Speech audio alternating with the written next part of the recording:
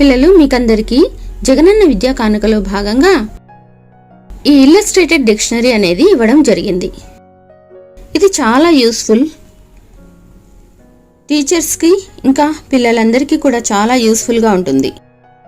మరి ఈ డిక్షనరీకి సంబంధించినటువంటి వర్డ్స్ రోజు నేను 1 లేదా 2 పదాలను వీడియో రూపంలో తయారు చేసి మీతో షేర్ చేసుకుంటూ ఉన్నాను.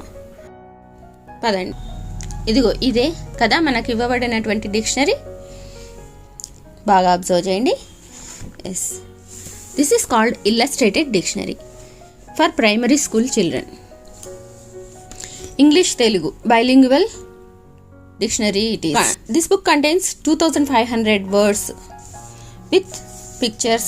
The meanings for the words are given in Telugu and English.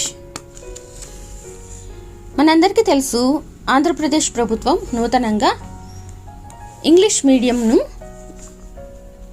Andhra విద్యార్థుల కోసం ప్రవేశపెట్టడం జరిగింది. మరి ఈ ఇంగ్లీష్ మీడియంను ప్రవేశపెట్టినంత మాత్రానే అది సక్సెస్ కావాలని లేదు.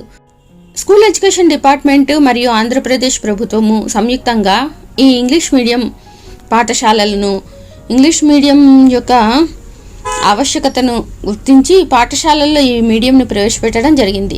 ఇది ఏదో నామమాత్రంగా జరగడం కాకుండా పిల్లలు చాలా హ్యాపీ మూడ్లో నేర్చుకోవాలని, హ్యాపీ మూడ్లో ఈ ఇంగ్లీష్ మీడియంలోకి మారడం జరగాలి అనే ఉద్దేశంతో ఎన్నో కార్యక్రమాలను వినూత్నంగా చేపట్టడం జరిగింది. అందులో భాగంగానే ఈ ఇల్లస్ట్రేటెడ్ డిక్షనరీ అన్నమాట.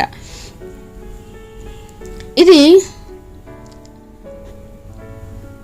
దాదాపు 2500 పదాలకు సంబంధించినటువంటి వాటి ప్రొనౌన్సియేషను, దాని వర్బ్ ఫార్మాటు, సెంటెన్స్ యూసేజ్, ఇంకా పిక్చర్స్తో సహా వివరించడం జరిగింది.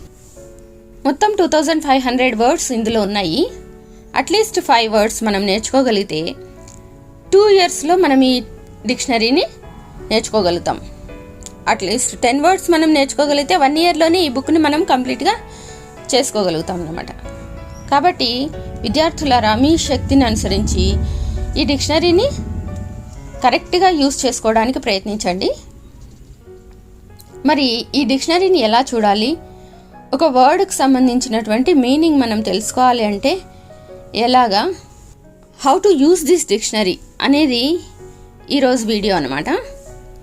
మరి చూద్దాం పదండి. Welcome to Sujatha ma'am's classroom. To teach children, to reach children, joy of learning.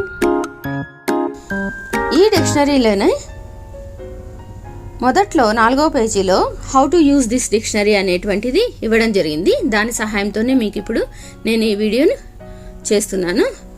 జాగ్రత్తగా గమనించండి. How to use this dictionary.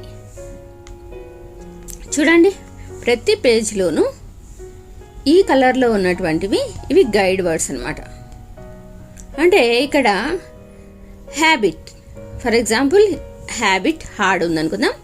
Habit is the first word of the page and last word of the page is hard. So these are the guide words. From habit to hard words అన్నీ ఇందులో ఉంటాయన్నమాట. Next, this is new letter section. ఇక్కడ ఈ H అనేటువంటి బొమ్మతో begin అయింది కాబట్టి ఇక్కడ నుంచి హెచ్ వర్డ్స్ బిగిన్ అవుతాయి అని దీని యొక్క ఉద్దేశం అన్నమాట. ఇక్కడ ఏ ఉంటే ఏతో ఉంచేటువంటి వర్డ్స్ ఇక్కడ బిగిన్ అవుతున్నాయని, అలాగే బి ఉంటే బితో వర్డ్స్ బిగిన్ అవుతున్నాయని. ఇక్కడ హెచ్ ఉంది, so this is the new letter section. The words are beginning from H. First word is habit. Next, happen అనే వర్డ్ ఉంది. దాన్ని ఎలా చూడాలి? Search for the word happen. Where is it? Happen. Here it is. Yes. What is the spelling for happen? HAPPN, happen. The pronunciation in Telugu is, తెలుగులో రాయబడి ఉంది చూడండి, ఇది happen. Next, happens, happening, happened. These are the verb forms. Happens, happening, happened. These are the verb forms. English meanings వచ్చేసి అక్కర్, to take place. తెలుగులో అర్థం సంభవించు. తెలుగు అర్థాన్ని Telugu language ఉపయోగించినప్పుడు దాన్ని బ్లూ కలర్తో హైలైట్ చేయడం జరిగింది. Next, sample sentence. Do you know what happen yesterday? This is the sample sentence. Next, ఇప్పుడు చూద్దాం హార్డ్ అనే వర్డ్ ఎలా ఉందో.